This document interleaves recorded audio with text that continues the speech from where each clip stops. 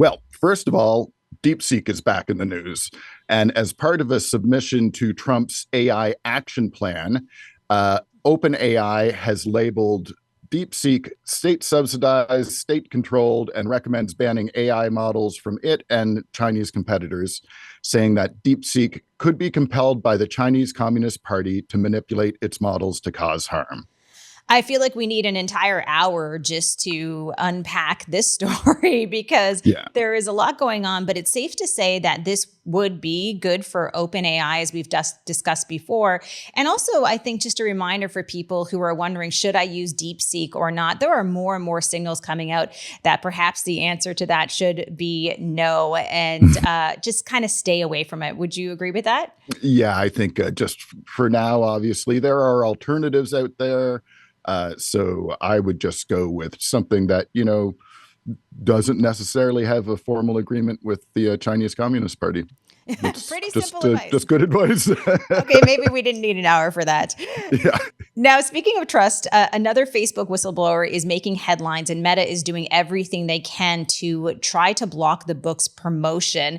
The book is called Careless People, and it's by Sarah Wynne Williams. Now, I bought this book a couple of days ago, and I read it within 48 hours. It is riveting, to say the least. And I only wanted to read one sentence to kind of summarize the types of things that Sarah shares that happened while she was at Facebook for many years, a director in the top level of the Facebook team. So here is one of her sentences.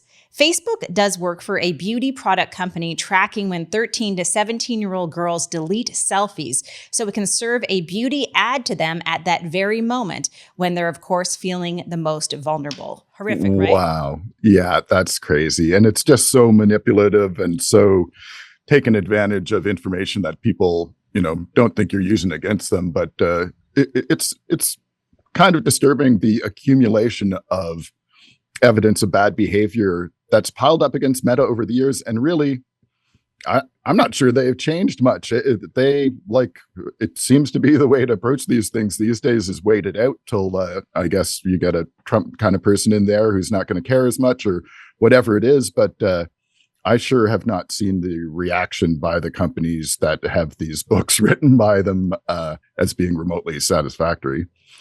And Amazon's actually getting some pushback too. It's not quite the same level of offense, but for those of you who bought an Amazon Echo device thinking that it would be doing, the AI processing and stuff on board and keep your privacy intact, well, Amazon has just announced that in getting ready for their new Alexa Plus AI assistant, that everything you say to your Amazon Echo after March 28th will be sent back to Amazon instead of processed on board. So that's another just kind of breaking an agreement you had with people who actually bought something for you over the long term, not just to have it work the way they thought it should for a couple months. Yeah. So for people who are wondering, you were previously able to turn on a setting. So all of that was processed locally, like you said. And this is for sure another privacy story that is worth digging into. And also a story about, like you say, the evolution of AI and AI progress. Apple is also having a few problems on their own. What's going on there? Yeah. So they had some announcements late last week that they're having to postpone some of the AI-related Siri features that they were hoping to release in the next iOS. It looks like it's going to be later this year. And, this is stuff that they promoted pretty heavily. What's his name? Gruber there was giving them an awful hard time saying that, Apple's not the company that's supposed to be delivering vaporware. So if something is not is this level of not ready, that it's not going to be released when you say, and later the next year, we hope. And then maybe you shouldn't be promoting it before you actually have it in a state to run. And I think that's pretty fair. I think it's very fair. I read somewhere that in terms of the new features, they, in some cases, were only working 60 to 80% of the time. Now, there is a tiny little bit of me that says, I'm glad that they're actually delaying it. They're not moving fast and breaking things.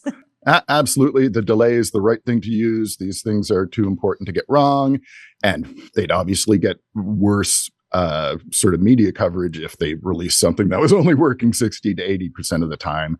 So, in some way, Siri and Apple's AI efforts have been so far behind other players that it's not that big a surprise, but I think we'd all like to see that be corrected. I think a lot of people thought this would be the case. It was going to be corrected, but I don't think it's going to make me or other people drop Apple.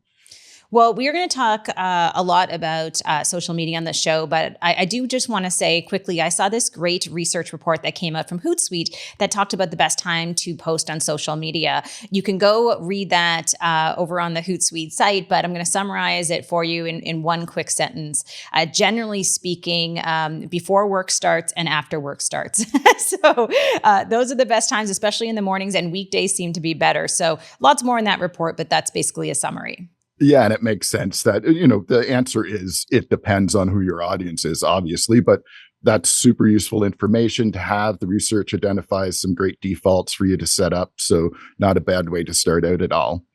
And I think that's it for this week's news feed. Up next, Amber chats with Guy Kawasaki about why he's done with billionaires running social media sites.